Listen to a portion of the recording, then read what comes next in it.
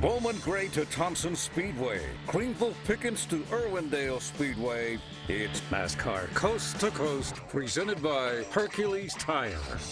Now here's a couple of guys who think Days of Thunder is the greatest movie ever made.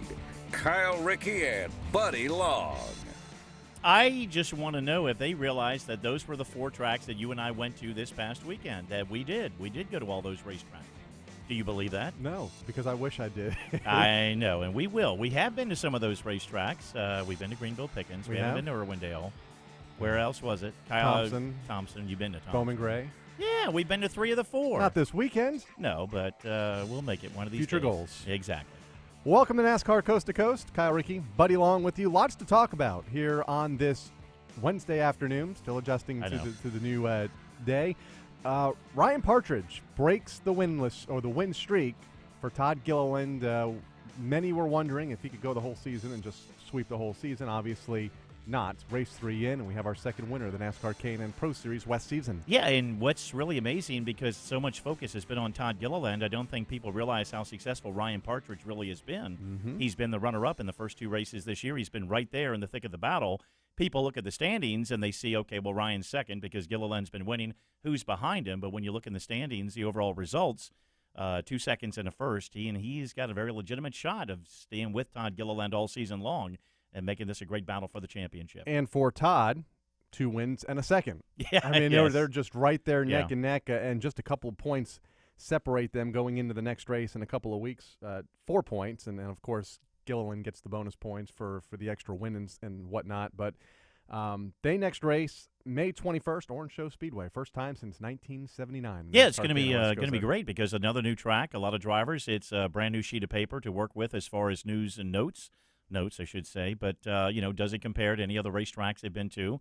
Is it a short track? What are the dimensions of it? Does it compare to some of these short tracks these guys have been to?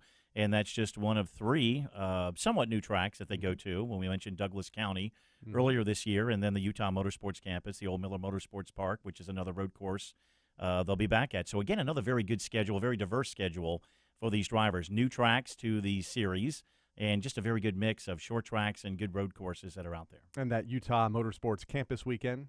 Doubleheader weekend, which will be interesting for the NASCAR K&N Pro Series West on a road course. We will talk to Ryan Partridge coming up here in a little bit. The big winner this past weekend led 127 laps en route to his second career win, and they're going to a track here in a couple of races that he got his first, Colorado National Speedway, later, I guess it'd be early June by the time they get there. Yeah, cited the only sweep he had, winning the pole and also winning the race, and that was his biggest success of the year.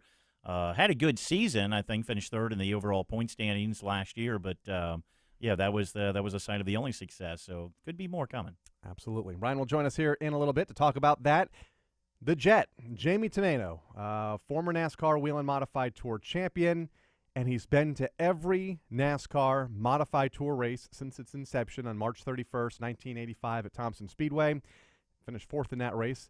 He'll join us to talk about his 600th start coming up this week at the Waterford Speed Bowl this Saturday night, and he'll be the first to tell you. I was at the other 4 races that he failed to qualify several years ago because he's made all the races in the last decade, I believe. But a lot of stories out of that 99 car. Yeah, I mean, when we've had the chance to pick the brain of Jerry Cook, one of the most recent modified inductees into the NASCAR Hall of Fame, and obviously some great stories. Teddy Christopher's had some great stories. Mike Stefanik has over the years. And Jamie, although he's not in the limelight, up front each and every week, a very consistent runner, and is what an accomplishment when you think about it. 600 starts. I mean, there are drivers out there that wish they could start at least half that, if not a quarter of those many races, and stay alive in motorsports and do what you love to do on the weekends. Learned last night, talking to one of the PA announcers at the New London Waterford Speed Bowl, his 400th start came at the Speed Bowl as well. Several years ago, probably close to 8 or 10 years ago now, with only a 15 or 16 race schedule. So start 600 this Saturday night for the NASCAR Wheel and Modified Tour. Speaking of the Waterford Speed Bowl, they were in action this past weekend. No surprise, one Mother Nature affected the program, and we'll talk about that in a little bit. But Keith Rocco picks up right where he left off at the end of that last year, winning in the late models on Saturday before the rains came. And back on Sunday, his 7th season-opening win in the SK Modified in the last 8 years. Yeah, I mean, it's incredible when you look at the statistics of his success at the opener for the Modifieds, and it's equally impressive when you think about it. It's the beginning of a new season, so there's always bugs to be ironed out. Mm-hmm. You're going to run into problems, but yet he never has. And he said he started about 10th or 11th in the field, didn't really feel like he had that good of a car, and you looked at the people that he had to get around. I mean, some of the circumstances played into his favor with drivers getting together, contact on the track, or whatever the case may be, but he still had to pass a very good collection of cars. But, when you look at the success he's had over the course of history, and not only the amount of opening day victories he's had, but the ultimate championships he's had, that spells a rough, long beginning to a season for a lot of drivers that have to race with him each and every Saturday night. Good car count. I believe 24 Modifieds took the green flag, so it was a healthy field. Ted Christopher finished second. He's no slouch at the Speed Bowl. One really close call with Keith, and it's up on sidsview.com. Sid DiMaggio captures all the action there every week. And I believe it was Diego Monahan blew a right front tire after contact with another car the lap before. Keith had to dodge the first contact and was right behind Diego when that right front tire sent Diego into the wall. And I think a lot of people at the racetrack at the time thought there was contact before Diego hit the wall, and Keith may have initiated that incident. Then the in-car camera that Sid had on Diego's car, you could see the right front tire go poof, and the car hit the wall. So boom, poof. Boom, okay. Yeah, poof. But a big weekend for Keith, and obviously for the Waterford Speed Bowl. I know they did not want to run on Sunday, Mother's Day. I want to know how Cassie thought about that now that she's a mom of 2 children with Keith, and that family is growing. But it looked like a successful weekend. They got it in, and the improvements to the racetrack looked great from the video that I saw. New concrete wall, new catch fence, new entrances and exits to the racetrack for the cars.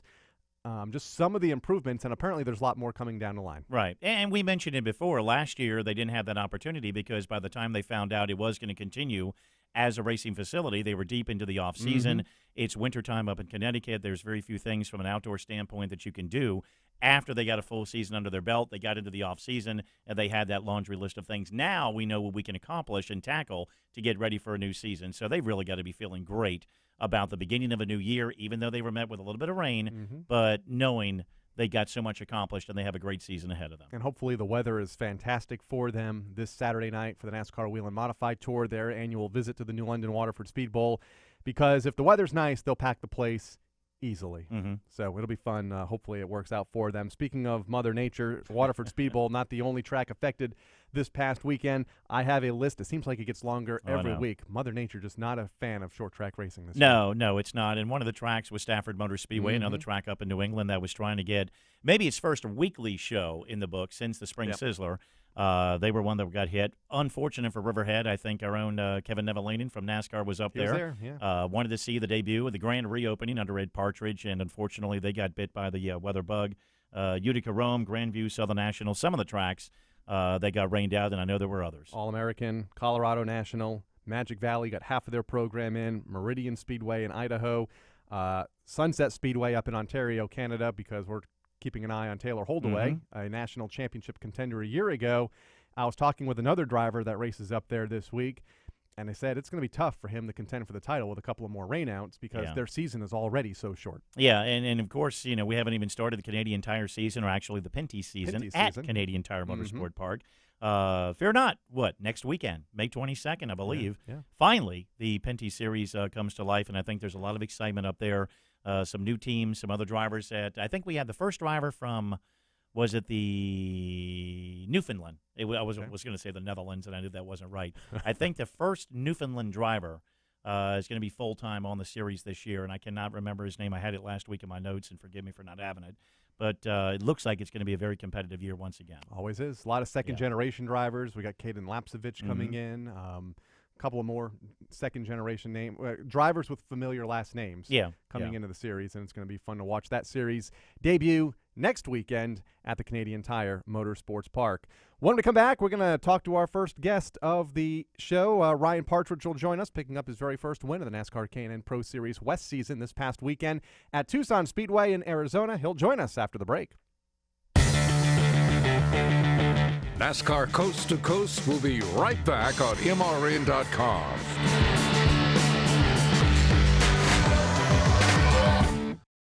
Whatever you drive, wherever you go, Hercules Tires will get you there, whether you're running on dirt or running a job.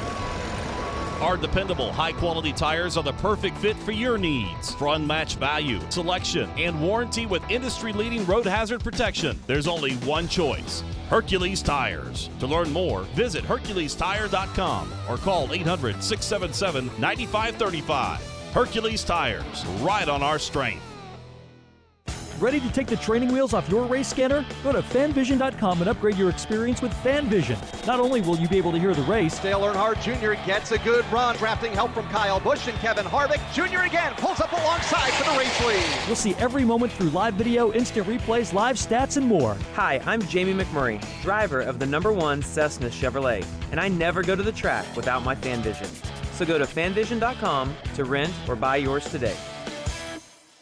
Ever wish your kid came with an instruction manual? I'm behavioral therapist James Lehman, and I'll show you how to change your child's behavior now with the Total Transformation, the program that helps stop defiance, backtalking, lying, acting out in school, even problems with ADD and ADHD. There's no screaming, no fighting, no frustration. Your child will listen to you again. I guarantee it. Change your child's behavior now with the Total Transformation. Call now. 1-800-406-2945. 1-800-406-2945.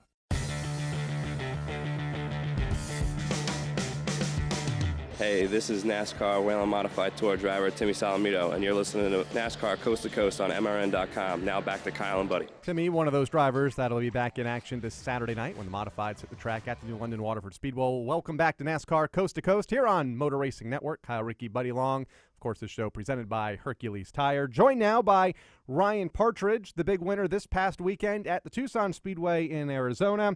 Ryan, welcome back to NASCAR Coast to Coast. Congratulations on the win. On paper, it looked like a dominant night for you. You led 127 laps en route to your second career win. How did it feel from the seat of your race car? Well, you had it right. When the car's hooked up, it's just hooked up. I think we led every lap we meant to lead. We took off with the lead at the beginning, and we were just trying to maybe run a couple laps and see how the pace settled out before we started dropping back to conserve.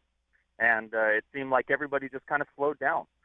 Everybody went into maybe 40%, and everybody kind of had the same mentality as conserve. So when everybody does that, that kind of forces your hands to maybe not drop back so far, because if everybody's conserving, it's going to be tough at the end of the race. So we just kind of cruised out front, and there was a local guy, Matt Levin, that wanted to lead a couple laps, and he was pushing pretty hard, and I didn't want to waste our stuff trying to maintain a lead that didn't matter at the time. So we kind of let him go, and it showed, because 20 laps later or so, he backed up by, you can tell that he visibly burnt his tires up and backed up to us. And so he led the first half, and then I think Todd Gilliland ended up leading the lap on a restart, got to the start-finish faster than I did. But, yeah, other than that, like I said, our Sunrise Ford Fusion was absolutely hooked up. Great night at the track, winning the Napa Auto Parts Wildcat 150 at Tucson Speedway. You mentioned Todd Gilliland. He had been on the hot streak. He came home second. Chris Eggleston, the defending series champion, third. Your teammate, Cole Rouse, was fourth. And a good run for Julia Landauer in her first year with Bill McAnally Racing, taking the top five. There you see the rest of the top 10. And as we mentioned at the top of the broadcast, so much has been made about Todd Gilliland and the incredible run that he's had, but you quietly have had a very good start to the season, right up there with 2 second-place runs and then the victory this past weekend. So do you kind of like – not so much being in the shadows, but knowing Todd has gotten a lot of the headlines, and you guys have quietly just snuck right up there and been right in the thick of the battle? Yeah, it's a little tough. Like you said, we've had a phenomenal start to the finish with 2 second places and a first, yet we're still sitting second in points, 4 points out of the lead.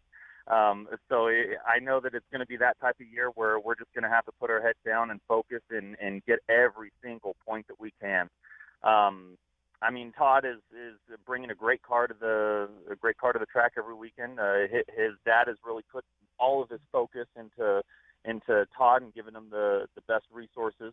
So it's like bringing a bazooka to a gunfight. So I think we just need to go with our best foot forward every time, and hopefully down to these short track like Tucson, a low grip short track, and we go to Orange Show Speedway in San Bernardino on the 21st, and that is a quarter-mile bull ring, and man, is it a bull ring. I mean, it's just a classic bottom groove, high grip track, and looking forward to hopefully putting him off his game at tracks like that.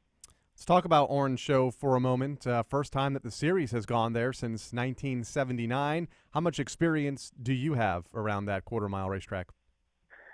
To be honest, I haven't really raced anything in the last 10 or 12 years there. I've raced a few Legends races there, Legend car races, and some late model stuff. But it is a quarter-mile bull ring, and it uses up equipment because it's a quarter-mile bull ring. There's no way to move people. I'm sorry, get through people without moving them. So, anyways, with that said, we've been trying to focus on super late models and touring style cars and stuff that tends to stay a little cleaner. You need to keep a little cleaner than running a short track like that. But regardless, everybody's going to be running it, so it's gonna be fun. I think it's going to be a tooth and nail battle. It's a high grip track, like I said, so I think you're gonna. It's not very abrasive either, so I think you're going to be able to run 110% every lap of the race. And no pressure whatsoever, being that it's a Sunrise Ford 150. I mean, you guys don't have to win, even though that's your sponsor, right? You don't, doesn't matter if you don't win, right? I mean, Mr. Broncotti's not putting any extra pressure on you, is he? No way. Our cars have been absolutely on fire this year. I mean, Bill Sedgwick and Jeff Schrader have really picked up the game and given us something to compete with that 16 car and the BMR cars. Are you a believer in momentum? Buddy mentioned the stats a moment ago, 2 seconds and a first. Great way to start the season. Obviously, a lot of man-hours in the shop during the off-season and in between the races, but how much of a believer of just momentum are you? I believe a lot in momentum, and more so in the total package of the team. From the tire guy getting in a rhythm and doing the same thing every time and getting numbers that are working for the car and working for the program, to the crew chief. I mean, even me in my racing career, I've kind of focused on one end of the car or the other at different times in my racing career. When Big Bar Soft Spring came out, it was all about Big Bar Soft Spring. Then you started finding out about shocks, and it was all about shocks. And then you started roll center in the car and jacking force. It's all about those things. So I think what we're doing right now, what our focus is right now, is a killer combination. And I think, like you said, momentum comes from every aspect of the team, from the tire guy, from the spotter, from the guy taking the tire temps to the rotor temps. I mean, just everything jiving. And the feedback from the driver going to the crew chief and everybody making the right decisions. And me, of course, realizing what the car needs to be at the end of the race. So where our focus is to getting the car in practice to where I think we're going to have long-term drive off the corner, which ultimately wins races. I somewhat relate you to Chris Eggleston because both of you are somewhat veterans of the series now. You both came from short tracks that we've had both of you on the show when you did very well, you at Irwindale and Chris at Colorado National Speedway. But you're also very alike in the fact that you have very young teammates. Chris on his side with Todd, Riley Herbst, and Julia Landauer. You have a new teammate in Cole Rouse, another driver that's done very well in late model competition at a very young portion of his career, had a very good top 5 run over the weekend. Kind of take us through the relationship you've been able to establish with him in a very early part of this season. Yeah, Cole's a young kid with a lot of talent. He doesn't have a ton of experience, but it's obvious that he does have a lot of talent. And the Sunrise Ford program is perfect because it's a side-by-side, team-to-team deal, and we share a ton of information, if not all information. And we can go with what I think is the best car and then give him what I think is the best car so he can jump into the car with confidence and just worry about learning the track.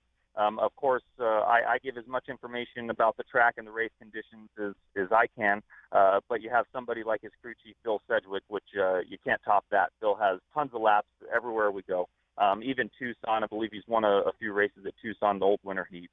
But yeah, it's a great program to nurture a young driver like that.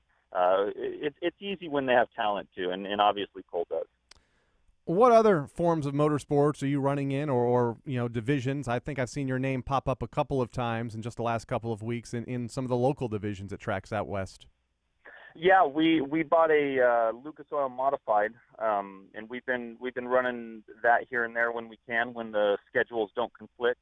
But we're gonna run. I think only 2 more races conflict for the rest of the year. But that's another series, which is a televised series, and it's ultra competitive, and it keeps me in the seat. And it's kind of a night and day different driving style from the West car.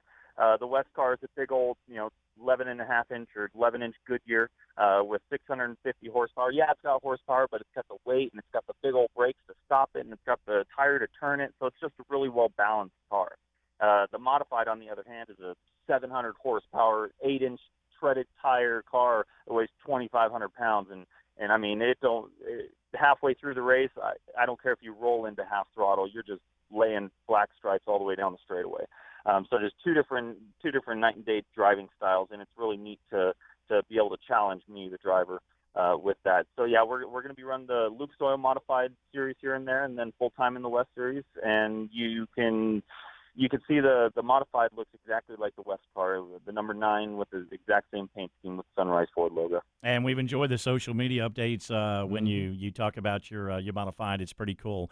Every driver puts pressure on his own self, and obviously you do. You're a perfectionist, and when we listen to you basically dissect a race car, it's just impressive just to listen to everything you talk about, the knowledge that you have.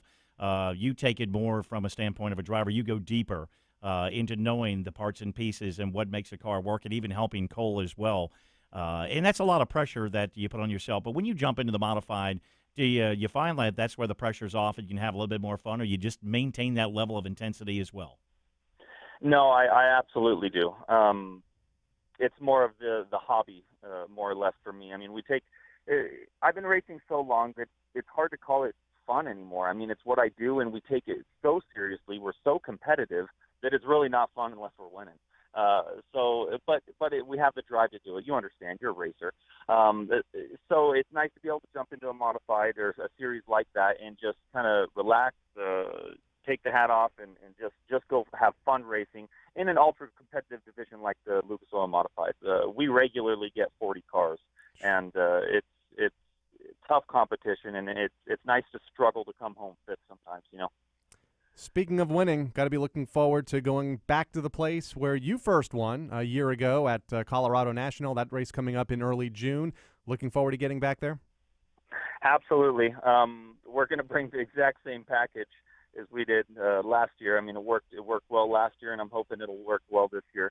And I'm looking forward to the road courses, to be honest. I think that's going to be neat. We go to Utah, we go to Miller.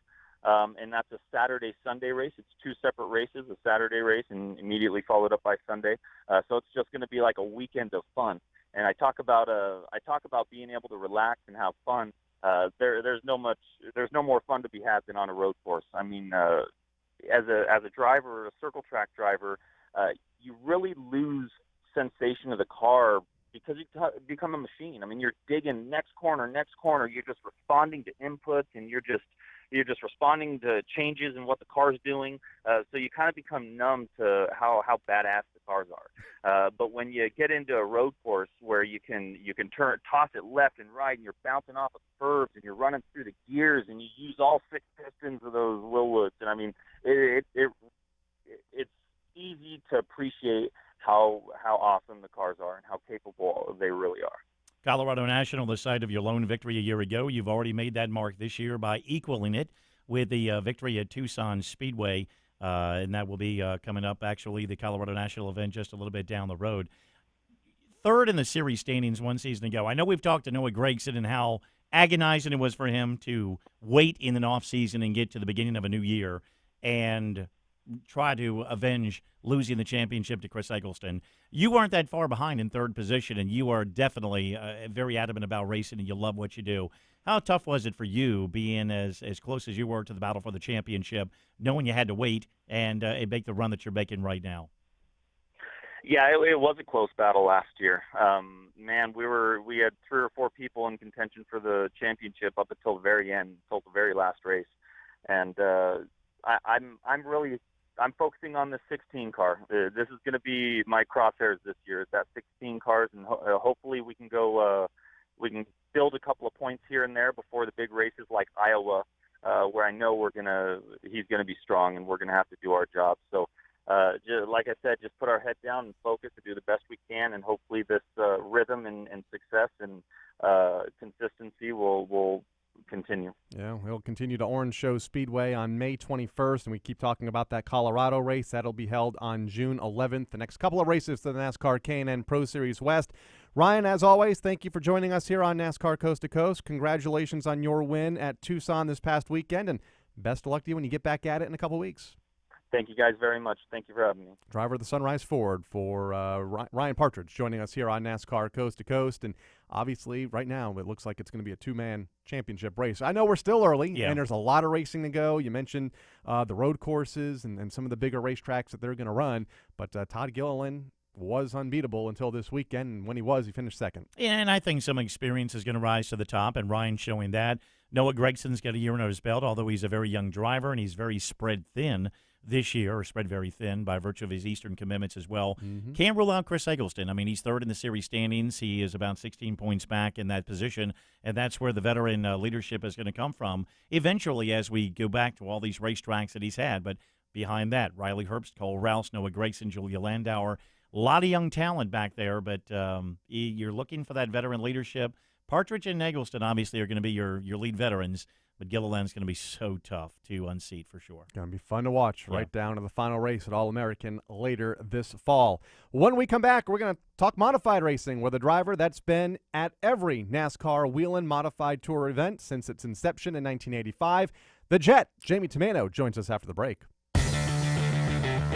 Coming back with more of NASCAR Coast to Coast, it's Kyle Rickey and Buddy Long right after this.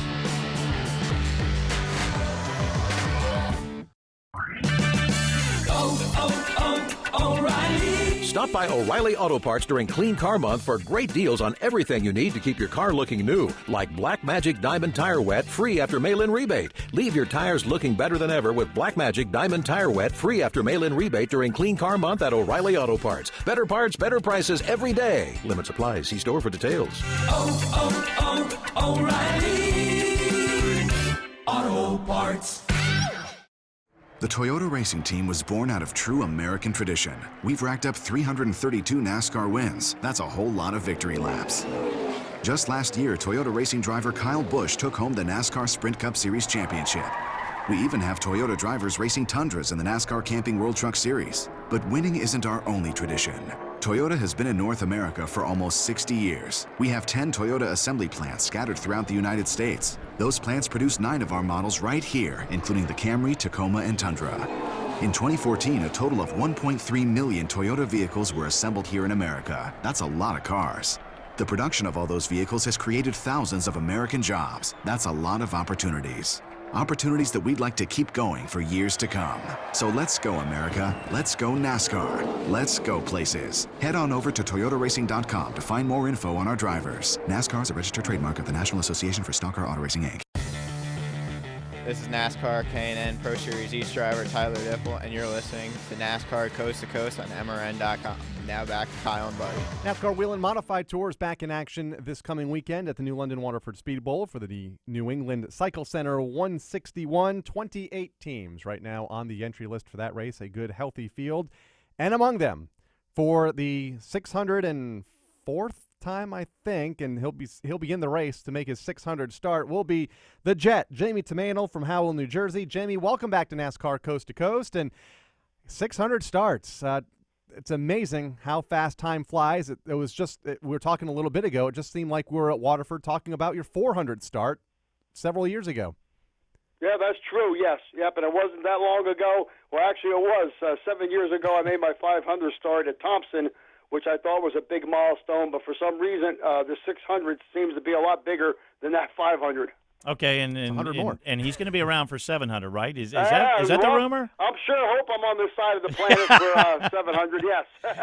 Hey, it's been really cool this week, and we always give kudos to Sean Corshane of RaceDayCT.com. Yep. He always has a lot of great stories, but some of the things we've seen, obviously, a lot of pictures of you currently, pictures from the past, some quotes and some well wishes by drivers such as Bobby Allison and other people in the motorsports industry and the sporting world that have also had very iconic streaks.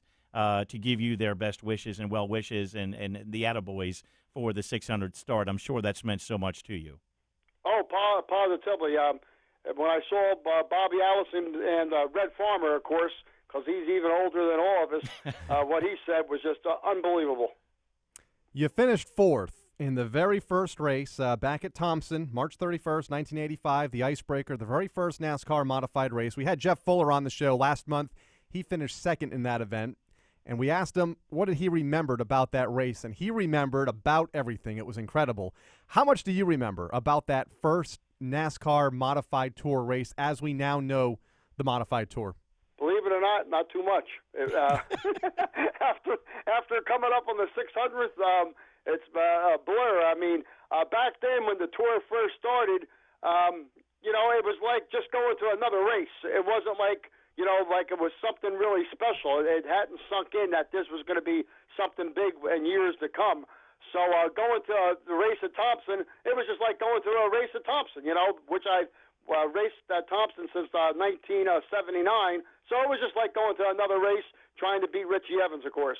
Yeah, and I think what I appreciate so much about you, and I think Kyle shares this as well, because he and I are both very traditional when it comes to motorsports. We like the traditional things in life, and we love the races that are going on right now, but we look back at days gone by and miss and appreciate so many things that have changed in our sport, and that's change is going to happen. But when I look at you and your team, and I walk through the pits of a Whelen Modified Tour race, or say it's a weekly race or whatever, you appear to be the epitome of the traditional modified, the short track modified racer. Is that a fair assessment? Yes, positively, yes. So, I'm very fortunate, the year I was born, that I was able to get the race in the 70s, 80s, and which was, the thunder bust of the modified era, I think. Back before 1985, the modified ran a different style championship point system where there were multiple racetracks holding multiple events and then guys trying to chase the national standings, and there was one champion at the end of the year. What was that like for you in maybe not running for the national points, but at least running in the different events? And obviously they were a lot shorter. There were not a lot of 150, 200, 300 lap races back then like we have now on the tour on a weekly basis. Yes. Yep, and I never got the chance to do that. But I saw, though, how hectic it was, with Jerry Cook and Richie Evans both coming from basically Rome, New York area, trying to do that and then trying to go to different tracks to get more points and stuff. So I'm kind of glad I think I missed that, because it looked like that was even more hectic than what I did in the 600 starts. When I look at a modified field, it seems like if there's not the 99 and the Tomaino name is not there, that there is a major void. And it may not be just because it's 600 starts, but, I mean, you have become such an iconic person on that tour that I know you don't want to think about when or if it's time to hang the helmet up and just be a spectator, but I've got to believe there's so many people that would be very sad if the day, when it comes, when that 99 or that Tomaino name isn't on that entry list, because you've made such a great impact in this sport. Well, thank you very much for saying that. But, if everything goes true, I'm hoping that number and that name stays on that car, because I got two grandsons that are 6 and 7 years old, and before you know it, they'll be 15 years old. And as soon as one of them says, "Grandpa, I can reach the pedals, I want to drive this 99, well, there you have it. You'll have 99, and you'll still have Tomaino on top of the roof. So you're in the car for another 9 years at least, right? There we go. Right? If that's what it takes, yes, positively. Hey, I saw Red Farmer said he's 83 and he's still racing. Oh, Is wow. that true? That is. He was at the Talladega Short Track a week and a half ago. Slinging Well, dirt. I'm just turning 60 coming in July, so he's got 23 years on me. I can't let that guy outdo me. Yeah, no, absolutely. So we're gonna hold this question. We're just gonna think about it, because we don't want to take you out of the car. But how do you think you would be once that day comes where you get out and you're the crew chief / owner and you're trying to teach your sons? Do you have a good idea of the level of patience that you may have, or are you going to be a little on top of these guys? No, I don't think so. I was very fortunate last year to have a rookie driver drive my second car all year, and I raced against him. And only once did I fall out of the race that I had to watch and witness the whole race without actually being in the race because I had mechanical problems. And I took it pretty well, you know, and that kid, Chase Dowling, was last year won Rookie of the Year, and he did a phenomenal job for me. We've talked about the 600-plus trips to the racetrack, but I read in an article this week online that it's far more than 600 trips because you mentioned that there's a lot of rainouts and even a couple of snowouts that you've experienced over the years. Yes, positively. See, that Sprint Cup Series, they stay there till the race gets done. You know, the Whelen Modified Tour Series, we may travel all the way to the race, and then they say, well, boys, it's canceled. See you next week. And sometimes that could be as far as, you know, New Hampshire Speedway, which is, for me, about 7 hours trip. You know, so and there's been a lot of rainouts in the 31 years of this series. And of those 31 years, what is, if you could really pinpoint it, what do you miss the most of all the changes that have occurred over the course of history, and what do you cherish the most? The biggest thing that I miss is the tire war for a modified race car. Hoosier does a great job for our series now, but when there was a tire war with more than one tire company, it made for better racing. 2 races into the season, the Icebreaker at Thompson, the Spring Sizzler 2 weeks ago at Stafford Motor Speedway. How would you characterize the start of your 2016 year?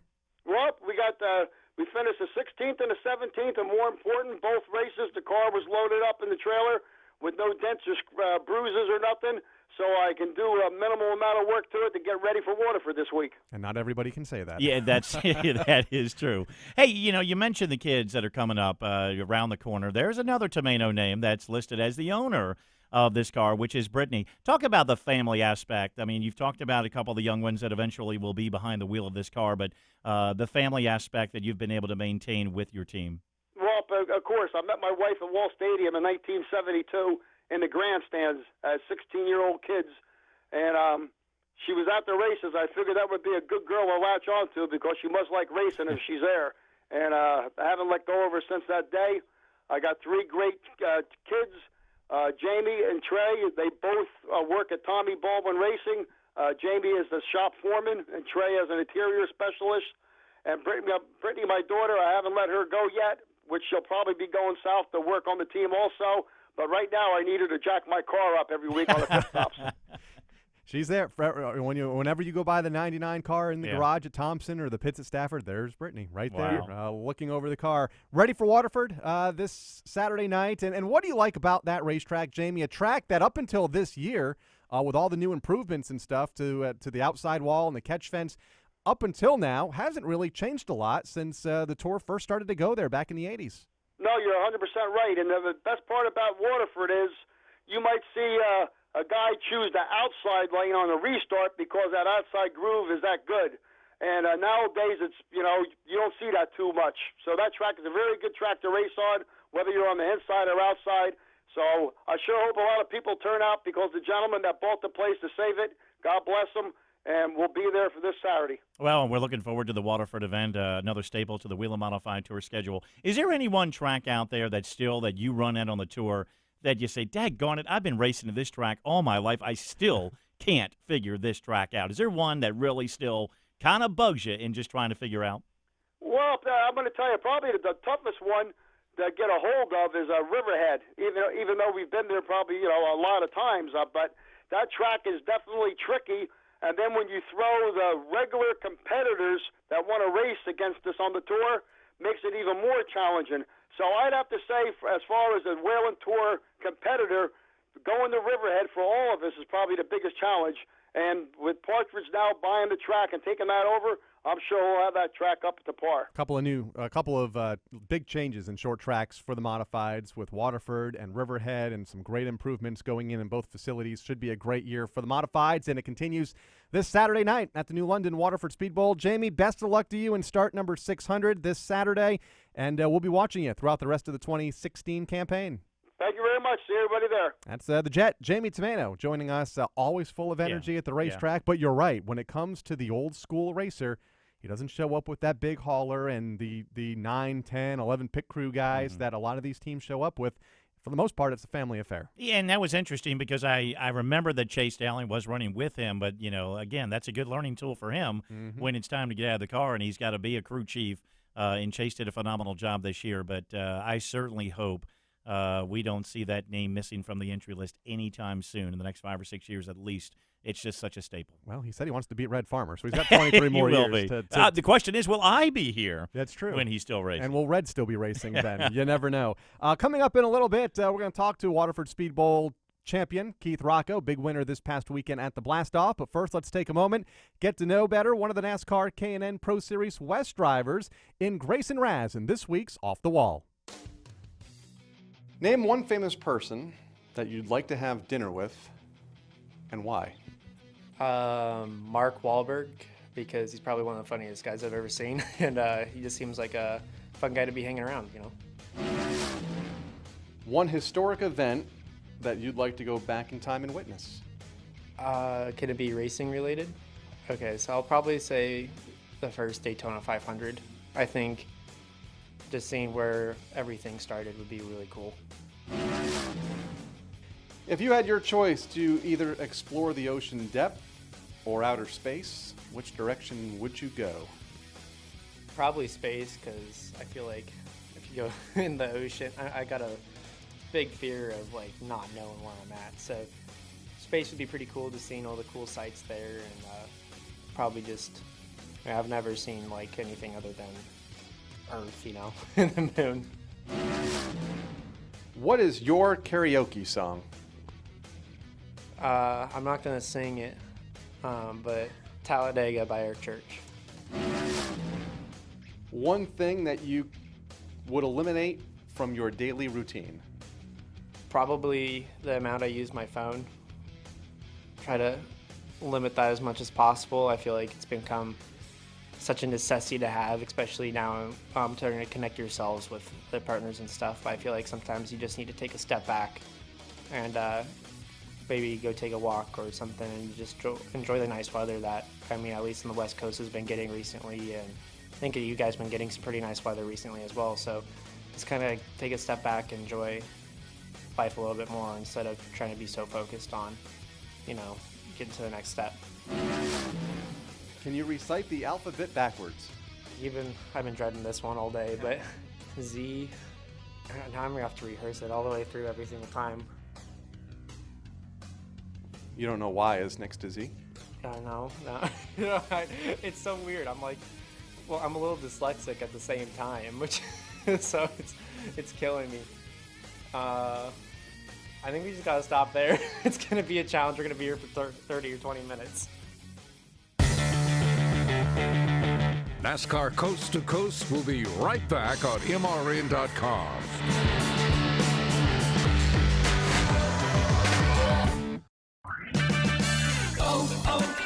O'Reilly. Restore lost fuel economy and eliminate rough idle with Lucas Fuel Injector Cleaner. Right now at O'Reilly Auto Parts, buy 2 bottles of Lucas Fuel Injector Cleaner and get 1 free. Clean clogged injectors and increase fuel efficiency with Lucas Fuel Injector Cleaner. Buy 2, get 1 free at O'Reilly Auto Parts. Better parts, better prices every day. Limit supply. See store for details. O'Reilly Auto Parts. This is NASCAR K&N Pro Series East driver Sarah Cornett-Ching, and you're listening to NASCAR Coast to Coast on MRN.com. Now back to Kyle and Buddy. And welcome back to NASCAR Coast to Coast, presented by Hercules Tire. Kyle Rickey, Buddy Long, and the big winner this past weekend at the New London Waterford Speed Bowl joins us now on the guest line, not once, but twice. Again, I think for the seventh out of 8 years for Keith Rocco. And Keith, another great way to start the 2016 season. Congratulations. Had to get a win on Saturday and then wait out Mother Nature and do it again on Sunday.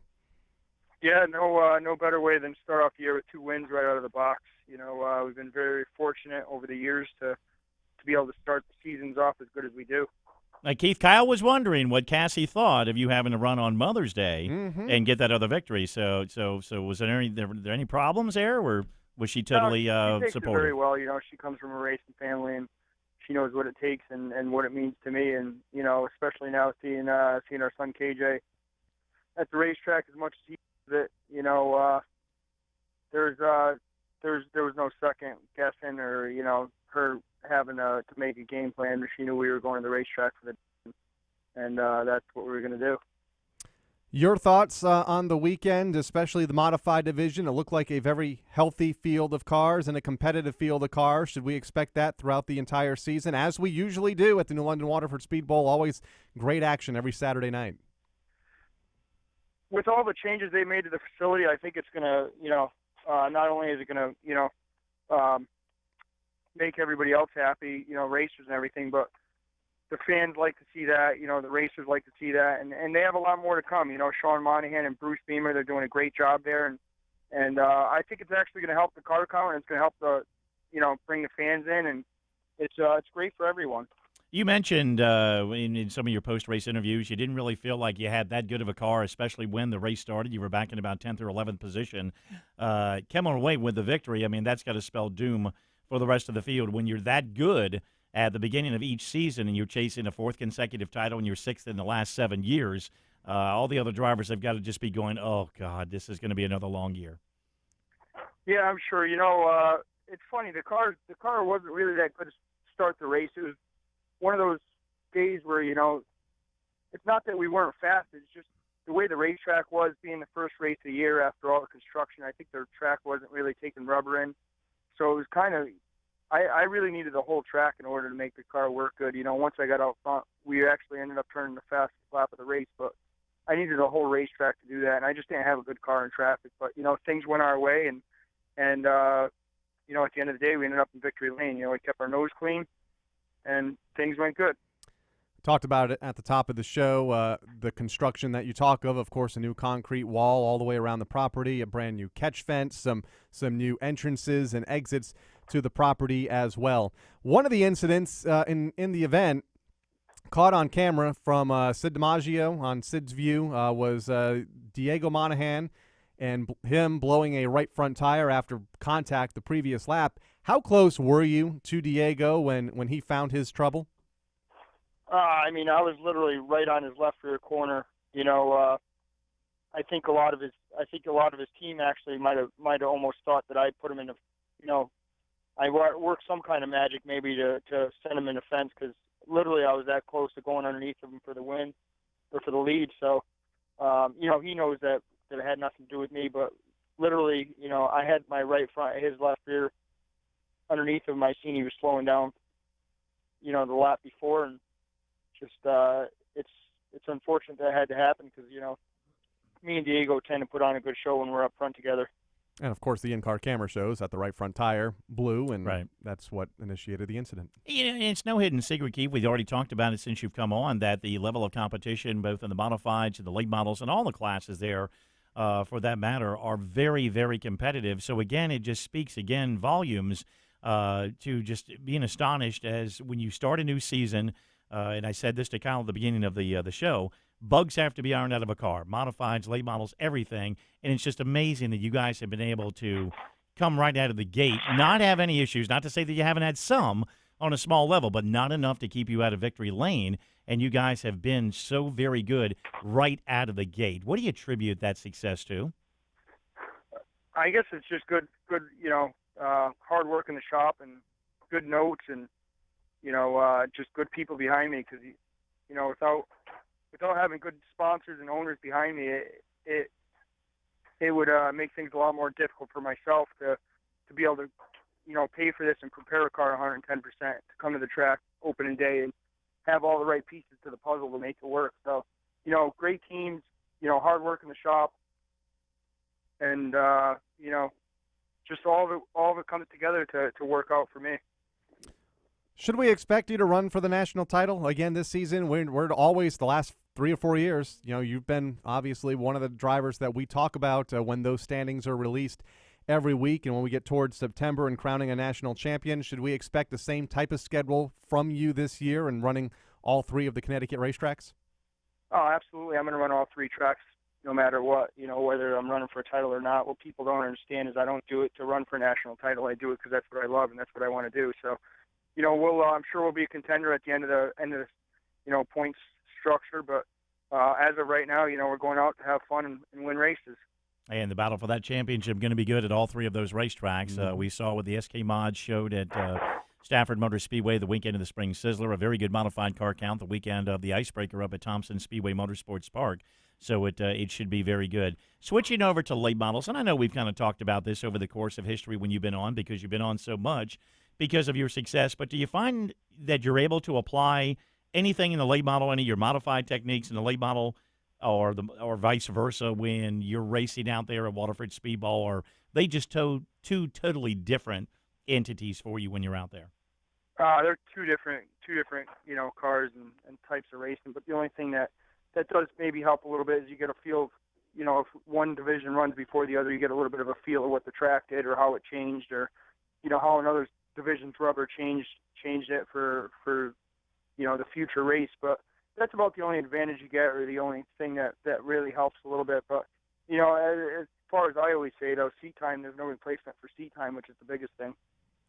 How has the family life changed your weekday schedule in going to the shop, and are you finding yourself as the family grows more at home than at the race shop? Well, it helps having the race shop in the backyard. Then that does help. Yeah. My son KJ is at the age where there's days he'll come out there, he'll occupy himself for 2 hours, and then there's other days when he comes out, he just wants to hang on me and be by my side. But it's awesome to have a family that I do, and the people behind me, and the layout I have at home with the race shop in the backyard. But there is times, over the winter, I feel like over the winter I did slack off quite a bit. I spent a lot of time in the house with the family and playing with my son and preparing for the new baby to come. So it does change it a little bit, but at the end of the day, your heart's still in the racing. Now, I know that you guys, I want to call it the Iron Man episode of NASCAR Coast to Coast for at least a couple of our drivers and guests that have been on, with Jamie Tomaino and his 600 start coming up this weekend at New London Waterford Speedball.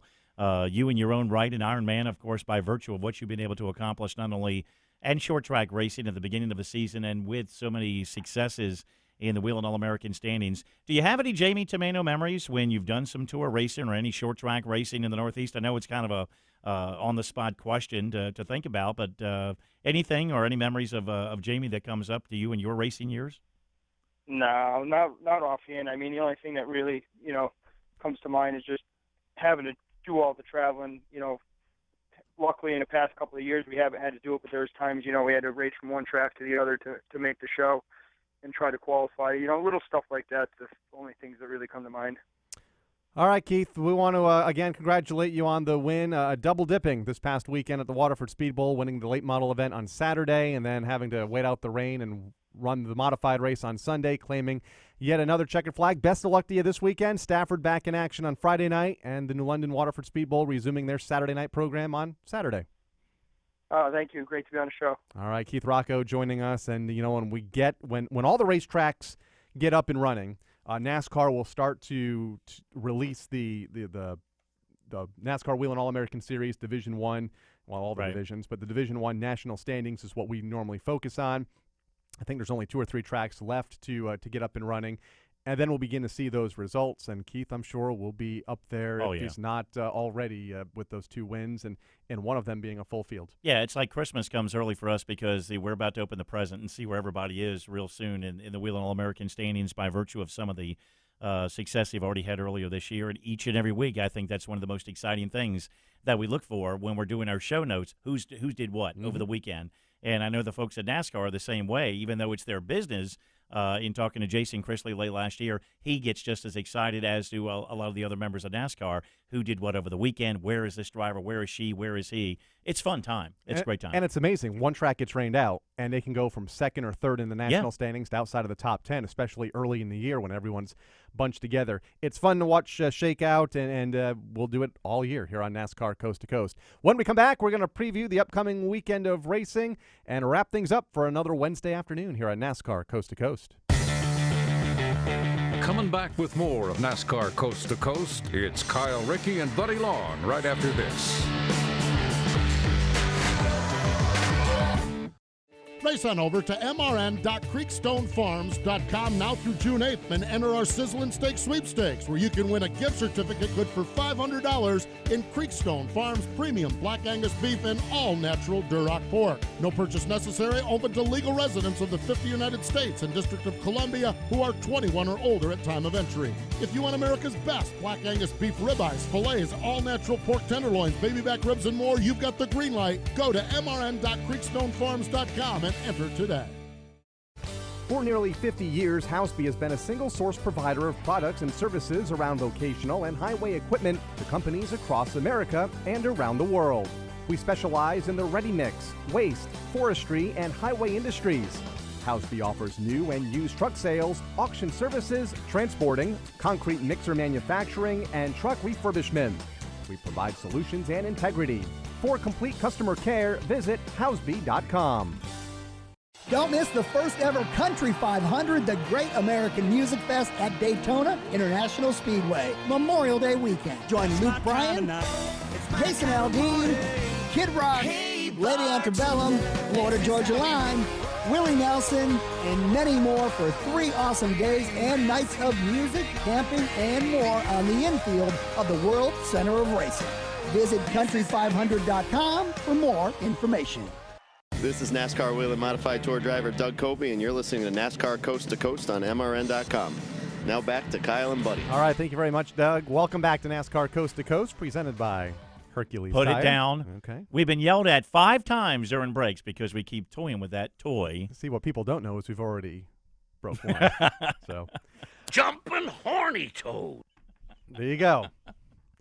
With that, Okay, yes. let's get some results in really quick. Tucson Speedway, we mentioned the K&N West was there. The Pro Trucks were there as well. Jeremy Smith picking up the win. Austin Stewart won in the Modifieds. They are back in action for Armed Forces Night this weekend. Bowman Gray Stadium finally got a whole program in the record books. John Smith took the rescheduled Hayes Jewelers 200, or the continued version of that event, over Joe Ryan Osborne.